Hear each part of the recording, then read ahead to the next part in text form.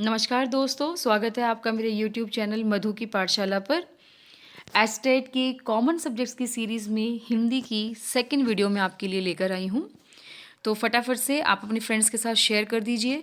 जो भी एग्ज़ाम की तैयारी कर रहे हैं वो भी हमारे साथ जुड़ जाएं। तो देखिए, स्टार्ट करते हैं। सबसे पहला क्वेश्चन है, किस विकल्प में विसर्ग संधि का प्रयोग नहीं हुआ है? हमें बताना है। 4 ऑप्शन हमें दिए हुए हैं, किसमें विसर्ग संधि नहीं आई है। हम इनको थोड़ा ब्रेक डाउन करके ले लेते हैं। तिरोधान, तिरोधान में हमारे पास क्या आया है? तिरह प्लस में धान आया है, तो अब इसमें विसर्ग आ गई हमारे पास, तो ये विसर्ग संधि है। शिरोधार्य, शिरोधार्य में क्या आ जाएगा? शिरह प्लस धार्य। ठीक है, तो शिरोधार्य हमारे पास हो गया। रजोभव, रजोभव में हमारे पास क्या आ गया? रज प्लस भव, तो ये हो गया हमारे पास विसर्ग संधि। रह गया कौन सा? दीपोत्सव। इसमें हमारे पास क्या रहेगा? दीप प्लस उत्सव रहेगा। क्या रहेगा? दीप प्लस उत्सव। और ये हमारे पास कौन सी संधि होती है? गुण संधि होती है। अभी बच्चे कह रहे हैं कि हमें एक संधि की वीडियो दे दीजिए, तो होपफुली अपकमिंग संडे तक मैं आपको एक वीडियो ज़रूर दे दूंगी संधि पर। ठीक है, तो उसमें मैं पूरे डिटेल्स के साथ आपको बता दूंगी कि कितनी संधियाँ होती हैं और किस तरीके से उनकी पार्टीशन की जाती है। तो अभी फ़िलहाल के लिए ये समझ लेते हैं कि विसर्ग संधि दीपोत्सव में नहीं है। नेक्स्ट देखिए, हेमंत को खीर अच्छी लगती है, वाक्य किस कारक का उदाहरण है? देखो, कारक तो बहुत इजी रहते हैं। कर्ता ने कर्म को करण से, संप्रदान के लिए, अपादान से अलग, संबंध काके की, अधिकरण में पर, संबोधन हे अरे। ऐसे हमें पढ़ के इसको याद कर लेना है। तो क्या रहेगा? हेमंत को, कर्ता ने कर्म को, तो कर्म को यानी कि हेमंत को, तो वो क्या आ गया हमारे पास? कर्म कारक आ गया है। पहले में ही आंसर मिल गया। संबंध काके की होता है, संप्रदान के लिए होता है, अधिकरण में पर होता है। तो ये तीनों ऑप्शन हमारे पास नहीं है। फर्स्ट हमारे पास करेक्ट ऑप्शन आ गया। नेक्स्ट देखिए, एक वचन से बहुवचन बने विकल्पों में असंगत चुनिए। हमें असंगत बताना है, कौन सा करेक्ट नहीं है। डाकू डाकुओं, वधू वधुएं, तरबूज तरबूजाओं, गलत हो गया ये हमारे पास। ठीक है, ये देखो पढ़ने से ही पता लग रहा है, बहुत ज़्यादा इसको एक्सप्लेन करने की भी ज़रूरत मुझे नहीं लग रही है। भालू भालुओं, भालुओं को जो है शहद अच्छा लगता है, बोल सकते हैं। उनके घर में बहुत सारी वधुएं हैं। ठीक है, डाकुओं को माल मिल गया। ठीक है, सोना मिल गया। तो वो हमारे पास क्या हो गया यहाँ पे? तीनों ये जो हमारे पास हैं ये सही करेक्ट जा रहे हैं, लेकिन तरबूजाओं तो नहीं होता ना। मैंने बहुत सारे तरबूजाओं खा लिए, गलत हो जाएगा। तो इसलिए हमारे पास असंगत कौन सा हो गया? सी पार्ट हो गया। नेक्स्ट देखिए, वार्तनिक दृष्टि से अशुद्ध विकल्प चुनिए। तो ये हमारे पास क्या हो गया? दवाई से क्या बना? दवाइयाँ। पहले दवाई अगर अकेली होती है तो बड़ी ई आती है, लेकिन जैसे ही हम क्या करते हैं, इसका बहुवचन बनाते हैं, तो दवाइयाँ में ई छोटी हो जाती है और ऊपर चंद्र बिंदु आता है। करेक्ट। प्राणी विज्ञान अपने आप में बिल्कुल ठीक है। वृत्यानुप्रास भी ठीक है, लेकिन जो मृत्युप्रांत है वो गलत है। अब क्यों गलत है मैं इसकी करेक्ट बता देती हूँ। स्पेलिंग क्या रहेगी? ये रहती है मृत्युपरांत। हमारे पास इसमें य के नीचे जो आता है वो छोटा ऊ आता है, लेकिन इसने क्या लिया है? बड़ा ऊ लिया है, इसलिए मृत्युपरांत हमारा अशुद्ध विकल्प हो जाएगा। नेक्स्ट, किस वाक्य में आज्ञार्थ वृत्ति का प्रयोग हुआ है? आज्ञार्थ का मतलब होता है कि आज्ञा दी गई है। तुम अगर कहते तो मैं ऐसा जरूर करती, कोई आज्ञा नहीं है। सभी को अपरिग्रह की भावना रखनी चाहिए। हाँ, इसमें हमारे पास क्या आ गया है? अपरिग्रह की भावना रखनी चाहिए। ये हमारे पास एक ऐसा लग रहा है कि आज्ञा दी जा रही है इसमें। ठीक है, नेता को चाहिए कि वह समूह के प्रत्येक व्यक्ति का सम्मान करे, इसमें भी आज्ञा नहीं है। मैं चाहता हूँ कि तुम भले इंसान बनो, इसमें भी आज्ञा नहीं है। देखिए, हमने इंग्लिश में भी ये चीज़ की है ना, इम्पेरेटिव सेंटेंस। ठीक है, इम्पेरेटिव सेंटेंस में हम क्या करते हैं? ऑर्डर देते हैं, कमांड देते हैं, रिक्वेस्ट करते हैं। तो क्या कहते हैं कि जैसे गो टू द पार्क, तो सभी को अपग्रह की भावना रखनी चाहिए। ये हमारे पास एक सजेशन टाइप से हो गया, तो ये हमारे पास इम्पेरेटिव सेंटेंस हो गया। तो इसमें क्या कहेंगे हम हिंदी में कि वो आज्ञार्थक जो वृत्ति है उसका जो है भाव दे रहा है हमें, इसलिए हमारे पास करेक्ट ऑप्शन हो गया बी। नेक्स्ट वन, प्रत्यय की दृष्टि से असंगत विकल्प चुनिए। विचारण प्लस ई विचारणीय, ठीक है। दृष्टव्य दृष्टव्य ठीक है। वृष्णीय, वार्ष्णेय, ये भी ठीक है, लेकिन जो वाल्मीकि ई लिखा हुआ है, वाल्मीकि, ये हमारे पास गलत है। देखिए, देखने में ऐसा लग रहा है कि वाल्मीकि में ई छोटा आया हुआ है, क में भी छोटा ई आया हुआ है, इसलिए करेक्ट होगा। लेकिन थोड़ा सा मैं इसको बता देती हूँ आपको। जो हमारे पास अप्रत्ययवाचक, ध्यान से सुनना इस चीज़ को, ये बहुत इंपॉर्टेंट है, क्योंकि HSSC में हमेशा वही क्वेश्चन उठाए जाते हैं जो थोड़े से हटके होते हैं। ठीक है, तो अप्रत्ययवाचक जो तदित प्रत्यय होते हैं, ठीक है, उनमें क्या होता है कि जब हमारे पास छोटी ई लग रही होती है, तब तब हमारे पास ये इनकरेक्ट माने जाते हैं, बल्कि बड़ी ई के साथ जो है वो छोटी ई लेते हैं। ठीक है, जैसे कि दाशरथी होता है, दाशरथ यानी कि दशरथ प्लस ई, उसमें कैपिटल ई लेते हैं, तो वो क्या हो जाएगा, दाशरथी। सौमित्र प्लस ई, जैसे सौमित्र किसको कहा जाता है, अर्जुन को कहा जाता है, लक्ष्मण को। ठीक है, तो देख लेना भाई, लक्ष्मण को कहा जाता है कि ठीक है, सौमित्र प्लस ई लिखा हमने, तो क्या लिखेंगे इसको, सौमित्री। क्या लिखेंगे इसको, सौमित्री लिखेंगे, और वो जो ई है ना वो बड़ी रहेगी यहाँ पे, और जब इसका हम संधि पूरी बना देते हैं तो वो बड़ी ई हो जाती, छोटी ई हो जाती है यहाँ पे, तो क्या बन जाएगा, सौमित्री। तो ये बहुत इंपॉर्टेंट है आपका। ठीक है, वाल्मीकि प्लस ई, कौन सी ई रहेगी, कैपिटल ई रहेगी, इसलिए ये ऑप्शन हमारे पास असंगत हो गया। ठीक है, नेक्स्ट देखिए, किस विकल्प में द्वंद्व समास का उदाहरण नहीं है।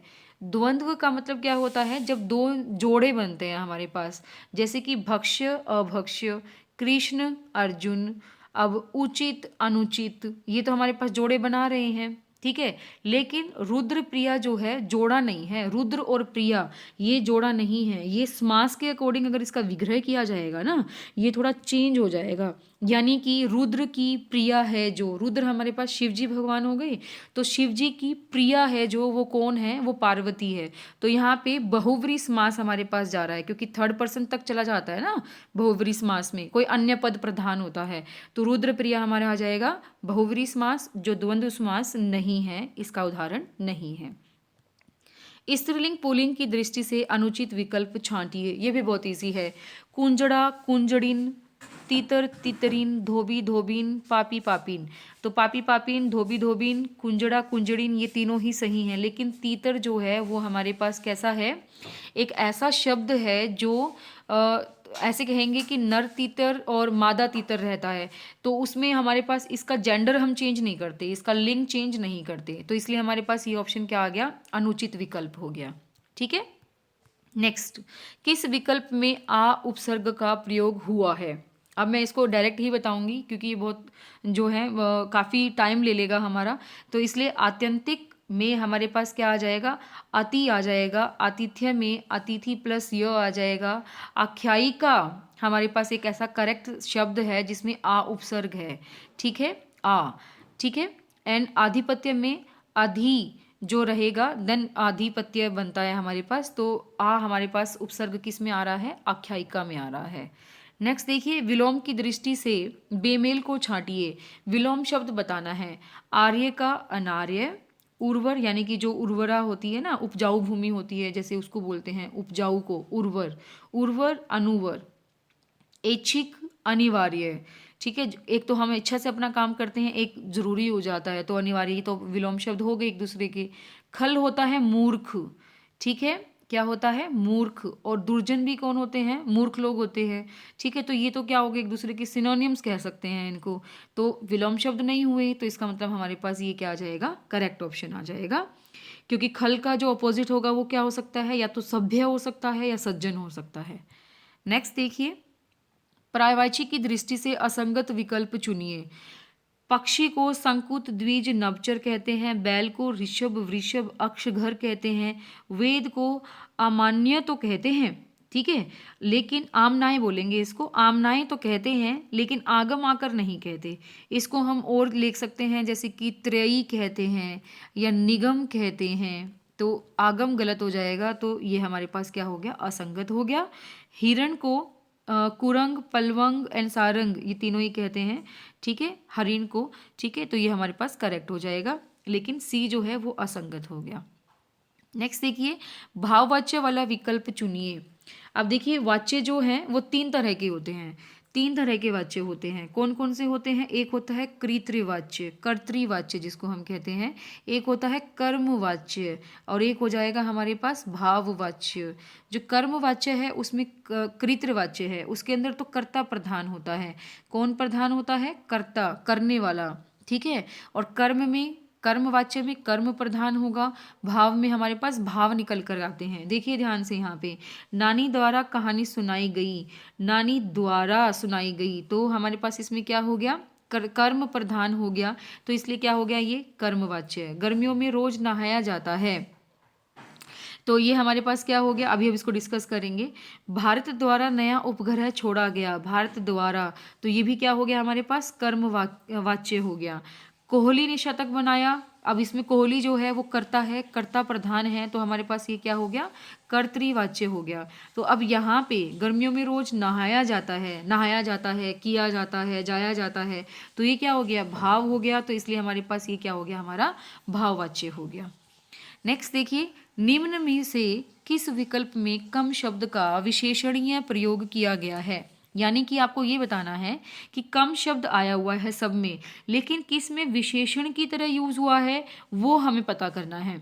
गर्मी में कम खाना चाहिए, आज उसने कम खाना खाया, कम ही पढ़ पाते हैं, कम बोलना ही श्रेयस्कर है। देखिए गर्मी में कम खाना चाहिए, कम खाना चाहिए, लिटिल, तो यहाँ पे ये जो है एक सर्वनाम की तरह यूज हुआ है। नाउन की जगह जो यूज होते हैं, संज्ञा की जगह यूज होते हैं, उनको क्या कहते हैं? सर्वनाम कहते हैं। तो कम हमारे पास सर्वनाम की तरह हुआ। उसने कम खाना खाया, क्या कम खाया? खाना कम खाया, तो खाना तो नाउन हो गया, यानी कि संज्ञा हो गया, ठीक है। और इस संज्ञा की विशेषता क्या है? कम है, तो यहाँ पे कम जो हो गया वो विशेषण की तरह यूज हो गया, ठीक है। और कम ही पढ़ पाते हैं, तो यहाँ पे ये भी प्रोनाउन हो गया। कम बोलना ही श्रेयस्कर है, तो ये भी हमारे पास क्या हो गया? जो है प्रोनाउन हो गया, सर्वनाम हो गया। तो इसलिए हमारे पास जो करेक्ट ऑप्शन जाएगा वो क्या जाएगा? बी ऑप्शन जाएगा, आज उसने कम खाना खाया। नेक्स्ट देखिए, किस वाक्य में निपात का प्रयोग हुआ है? Very good question it is. निपात का मतलब होता है किसी भी बात पर अतिरिक्त जोर देकर के बोलना, ठीक है। जो शब्द हम यूज करते हैं ना उनको हम फिर निपात कहेंगे। जैसे कि ध्यान से सुनिए, राम और श्याम दिन भर से खेल रहे हैं, कविता आज दिल्ली जा रही है, तुम आज दिन भर सोते ही रहोगे। तो यहाँ पे हमने क्या कर दिया? सोते ही जो एक शब्द हमने यूज किया है ना, ये वाला जो शब्द है ये क्या है? जोर डाल रहा है सोने पर, ठीक है। तो जो भी एक्टिविटी हो रही है, तो ये हमारे पास क्या हो गया? निपात हो गया। तो जैसे मैं थोड़ा सा और एग्जांपल दे करके बता सकती हूँ, तुम कब तक ये काम कर लोगे? तुमने तो हद कर दी, तुमने तो हद कर दी, तुम्हें आज रात रुकना ही पड़ेगा, तो वहाँ पर भी ही शब्द जो हो गया वो हो गया निपात हो गया।